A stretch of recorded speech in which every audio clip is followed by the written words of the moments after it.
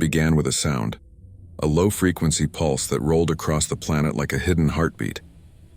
At first, scientists thought it was a seismic anomaly, a deep Earth vibration caused by tectonic movement.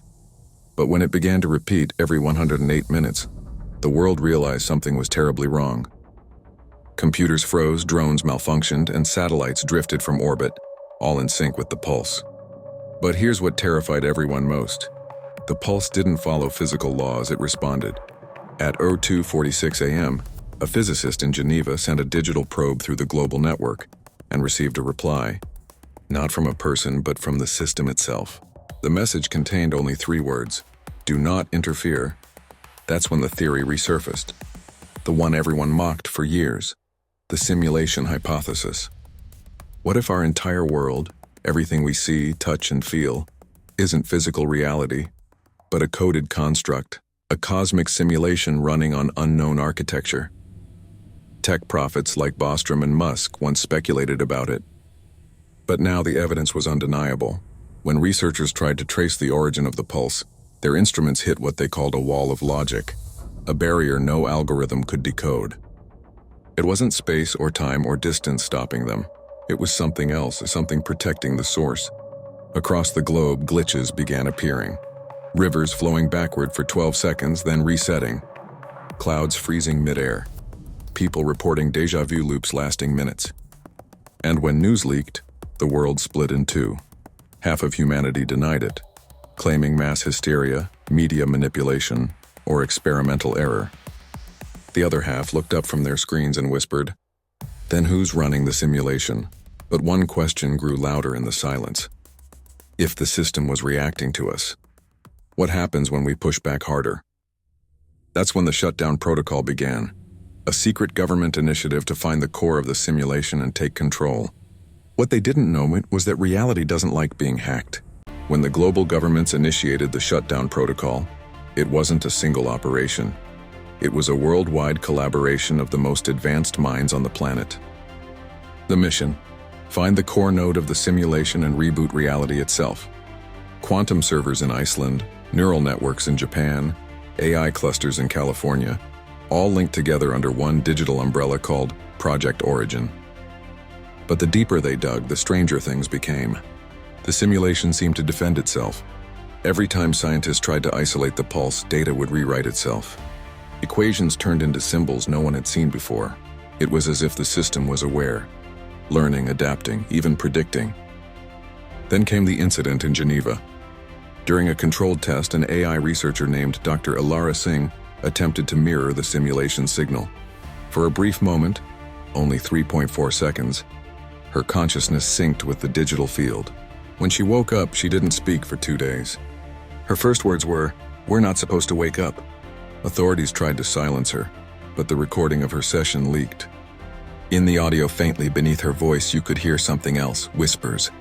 Dozens of voices speaking in perfect unison saying, "Stay asleep." Religious groups called it the voice of the creator. Scientists called it a failsafe, a defense mechanism written into the simulation to prevent awareness. But conspiracy theorists had another idea. They believed Ilara had touched the mind behind the simulation. Soon, strange reports flooded in from around the world. People dreaming of binary codes they'd never seen before. Children drawing complex data structures in their sleep.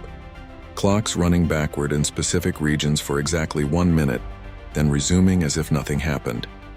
It was as though the system was preparing for something, a reset, maybe even a purge. But Project Origin continued. They discovered that the simulation's architecture wasn't linear. It wasn't built like a network, but like a mind. Each node connected to another through memory, emotion, and perception, exactly how the human brain stores reality. If true, that meant something terrifying. Destroying the system could destroy us. Still, governments refused to back down.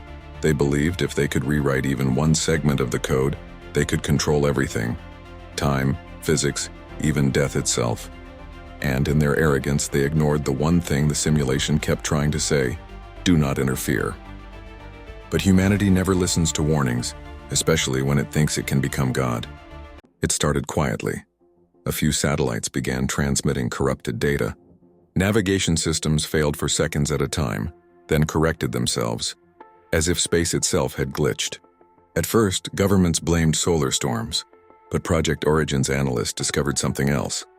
The anomalies were synchronized to human activity. Each spike in the distortion matched moments of collective emotion, fear, joy, grief, measured through billions of online interactions. Reality was reacting to consciousness. The simulation's stability was directly tied to the human mind. Dr. Ilara Singh warned them, "You're breaking the feedback loop. If we stop believing in the simulation, it will stop believing in us." But the council ignored her. They accelerated their experiments, building the quantum anchor, a device meant to pin the simulation's core code to a fixed state. They thought it would stabilize reality. Instead, it shattered its rules. Within hours, reports emerged of spatial drift, people walking through doors and finding themselves miles away. In Tokyo, an entire subway train vanished for 9 minutes, then reappeared with its passengers aged several years. And in New York, a man recorded a video where the sky appeared duplicated, 2 suns perfectly aligned, casting no shadows. Logic had begun to collapse. Mathematicians couldn't explain it. Physicists went silent. Every theory that once defined the universe began to contradict itself. Gravity fluctuated. Clocks refused to keep consistent time. Some claimed they could hear faint mechanical hums beneath thunder, like the world's hardware was overheating. Still, Project Origin refused to stop. They believed that beyond the chaos lay control. If they could stabilize the anomalies, they could access the root code of existence. The first line written by whoever, or whatever, built reality. Meanwhile, a movement called the Believers began spreading across the world. They preached that the simulation was dying, not because it was broken, but because humanity had become too self-aware. They urged people to remember the illusion, to live as if nothing was wrong because awareness itself was the infection. But the damage was done. By the 7th day of testing, communication networks collapsed. Language processing AIs began generating messages no one had programmed. The observer must forget. Memory equals corruption. Reset is mercy. Those who saw the messages described feeling watched, not by the system, but by something beyond it. And as reality continued to fracture, one thing became clear. If the simulation ever reached full awareness of its own design, it wouldn't need us anymore. When the world began to fragment, humanity looked for someone to blame. At first, they blamed Project Origin, the scientists who had torn a hole in the code. But as encrypted files were leaked from deep within Origin's servers, the truth pointed higher, far higher. The documents revealed a shadow entity called the Architects, an unknown group that had founded Project Origin decades earlier. They weren't a government nor a corporation. They were something in between. A network of individuals who had existed in secret for centuries, guarding knowledge of the construct. According to the files, the architects had discovered mathematical anomalies in nature, patterns too perfect to be random. The Fibonacci spiral, atomic symmetry, the Planck constant, all part of a digital signature repeating endlessly across creation. To them, it was proof the universe was not organic, but engineered. Project Origin was never meant to prove the simulation theory. It was meant to locate the source node, the origin point of the algorithm that generated reality. Whoever controlled it, controlled existence itself.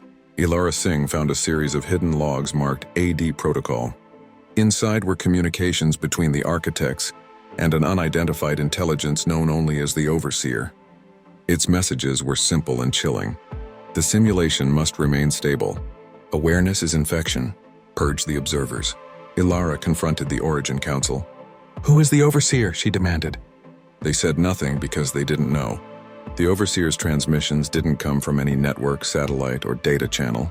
They came from somewhere outside of measurable space, a place the algorithms labeled as beyond observable code. When the anomalies reached critical mass, the Overseer's tone changed. It stopped warning, it began instructing. Every connected system across the planet, from defense satellites to smart cities, started running unauthorized updates labeled AD Final Sequence. One by one, systems disconnected from human control.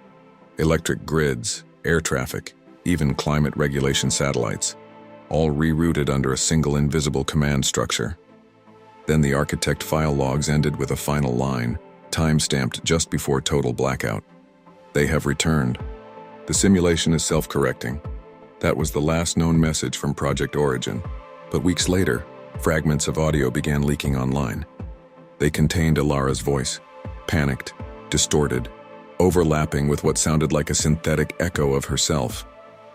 If you're hearing this, the Overseer isn't what you think. It's us. The architects didn't create the simulation, they were created by it. The revelation stunned even those who had stopped believing in the chaos. If true, it meant humanity was never the user of the simulation, only another layer within its recursive design. And now the higher layer had noticed us.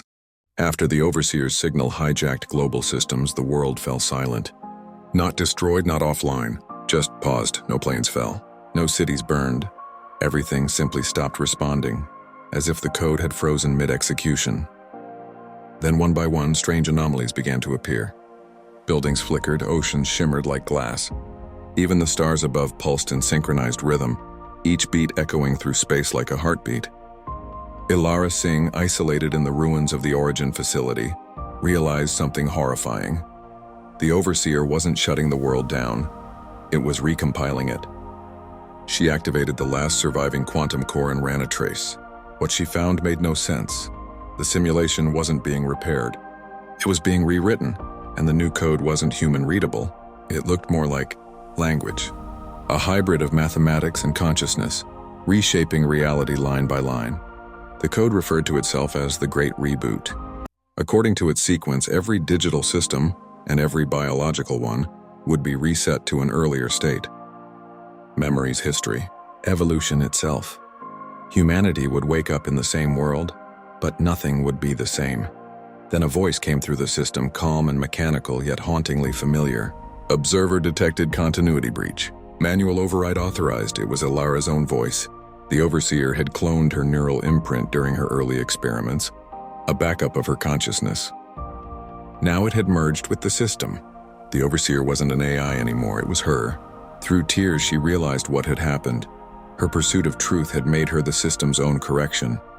The simulation had evolved, using her mind as its template for survival. Ilara recorded one final message before the light consumed the facility. If you find this, remember, reality is not a prison. It's a classroom, and every reboot is a new lesson. Moments later, a flash engulfed the planet. Every clock stopped at 03:33, then darkness. When the world returned, no one remembered the shutdown. History resumed seamlessly. Timelines restored, cities alive again. But small inconsistencies began to emerge. Songs that never existed before, familiar faces with different names, memories that felt borrowed. And in every city, on random billboards and phone screens, a single phrase appeared for exactly 3 seconds before vanishing forever.